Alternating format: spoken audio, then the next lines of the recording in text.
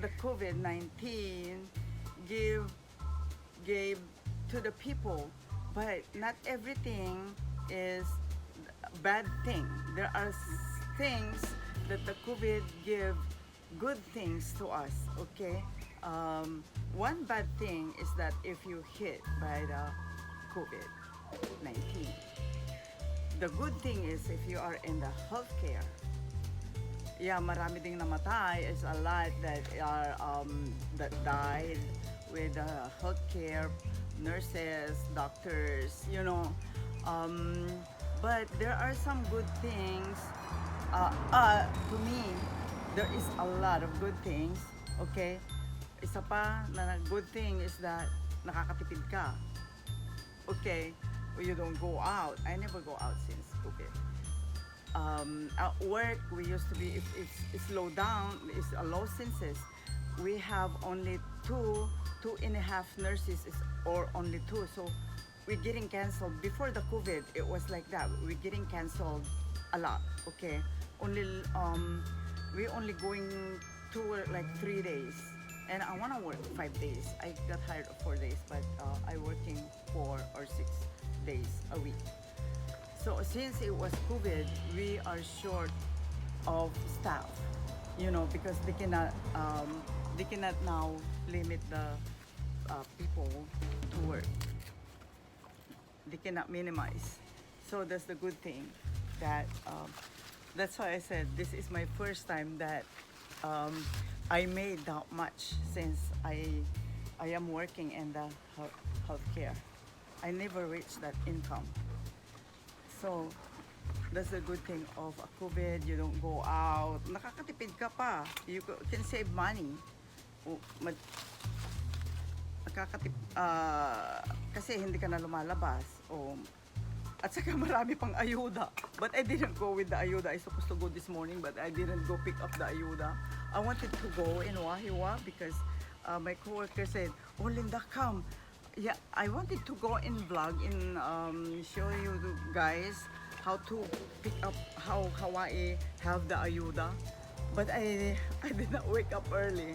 So maybe next time I just staying here because it's only 1 day off. So we go back to the topic that how the COVID give the people, some people, a good thing.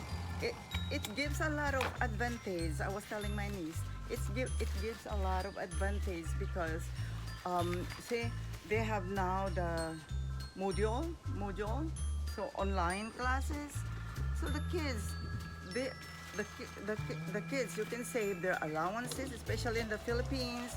It's hard to earn money. So it gives a lot of advantage. I think it's a lot more advantage than disadvantage, you know, especially if you don't have, you know, enough money to sustain the kids allowances.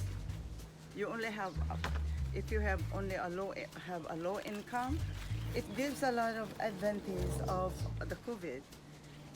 So don't go out. Right, it's a lot of advantage. Even here, you can comment below if you disagree with me. I know there's a disagreement and agree. Okay, I know that because not everything like hindi naman lahat masama ang idinulot ni COVID. Oo, it's bad for those, and I feel so sorry for those who are affected by COVID. You know, so we have a neighbor that passed away in the Philippines. We have that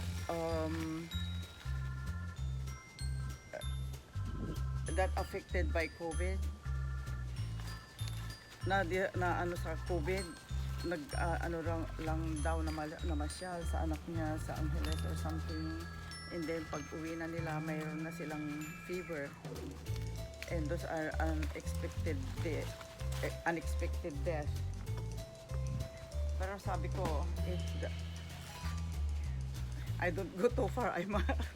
I might get in trouble with my mouth.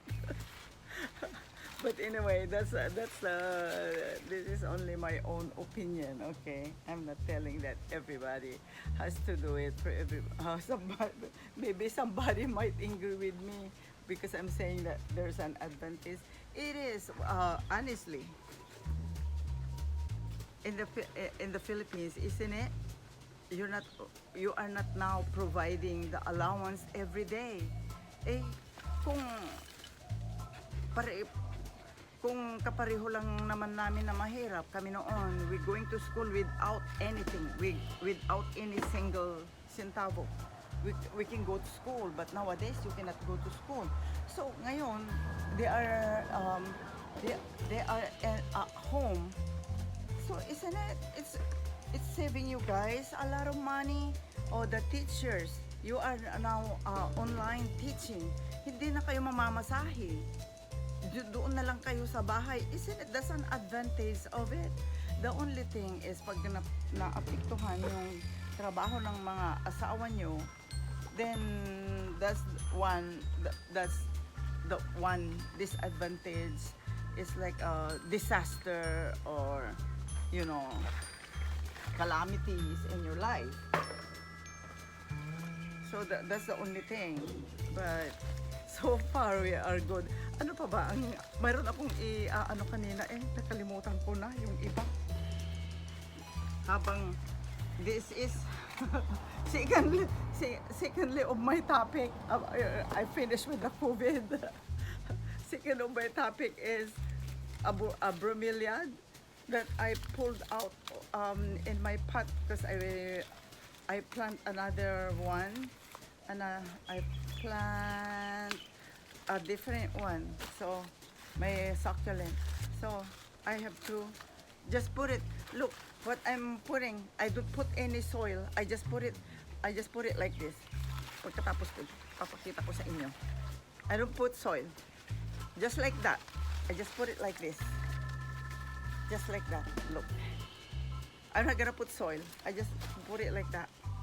Kasi I'm already tired. Yeah, I have a lot of soil. So that's what because we are buying a lot. So in this one, there's no. I just put it like this. Oh, just like that. This one tray has no soil. Nabubuhay naman. It's been here for how many months already? See, tingnan ninyo. It's healthy. They are healthy. But if I have time, sometime I'm gonna put some soil. Oh, may anak na yan, oh. There's a kikis already. No more soil. Because this one is collecting water. See? Kaya nabubuhay siguro dahil nagkukulik naman ng ito yung Christmas, nagpapatubo ako nito. This is the Christmas cactus. Okay. I have some cutting and put it in the small pot to root it, but I overwater some of it. Most of it, I think. So I only have two that did not die. See this one. So I have a lot. If I went out today, I won't be able to do this. This has been here for 3 weeks already, so they might gonna die of not planting it. So this time I have to make my time. I had to make my time doing this one. And then what I'm gonna do too is to water my what I'm gonna do. I'm gonna water my. That's right. Please subscribe my channel. Even you don't like it, just one click away, mapapasaya lang ninyo ang isang senior citizen. Imagine niya for the whole for the whole state of Hawaii, I think I'm the only one. I'm the only matanda, senior citizen doing it. Not everybody, wala man lang ni isa o akong nakita. Because I went, kagabi, I review it. I went over the Oahu vloggers or Hawaii vloggers. I don't know if there's any other in the other island. I think I only went for Oahu vloggers. I'm the only one. So please subscribe my channel, Ikit Balbin, Pobreng Hawaiiana. Okay. That's why I have time to vlog. Magandang umaga sa inyong lahat. Good afternoon. After na dito sa amin, I started my filming since this morning. Okay. Katatapos ko lang maglaba. So, I just wanna thank all my 83 subscribers. Oh, thank you very much, you guys. Those who are my co-workers that I catching up at work when I see them. Thank you very much for very supportive with me. Talaga I thank you talaga Kapunaway Ola. Basta maraming salamat sa inyo. I know it's a lot of non-Filipinos that I got your subscribers. I want to thank you a lot. I know you guys were happy when I told you guys that I have a video, I have a YouTube channel. You guys are very proud of me, and please continue to support my YouTube channel, Ikit Balbin Pobreng Hawaiiana. Maraming salamat sa inyo. You know, hindi ko magagawa ito kung wala kayo. Okay, hindi naman it's not ang ano ko dito is not for the money. I just want to explore my talent. Alam ko namang may talent ako sa pananalita. So bear with me kung hindi man maganda yung mga pinagsasabi ko, pasensya na kayo. Talagang ganyan ang matanda na. Proud lang ako sa sarili ko dahil when I look at the I search how many bloggers in Oahu alone. You know, there are young ones, and I did not see anybody that is my age. Okay, and I will thank you very much in the Philippines, all over the world, who subscribe my channel. I am very thanks for everybody, and please continue to subscribe, watch my channel, like and share. Okay, those yung mga matataas na ang mga subscribers ninyo. Alam ko naman na hindi na niyo ako iso-subscribe. So sana naman ninyo someday my YouTube channel pass on your screen, you know. Please subscribe my channel. Alam ko malayo na kayo. Ako yung nag-uumpisa pa lang. I'm only here for, I think I'm here for only for 6 weeks. Okay, thank you very much again for those who are subscribing my channel at saka yung mga magsusubscribe pa. Thank you very much to everybody on my 83 subscribers. Sana tataas pa. Okay, bye!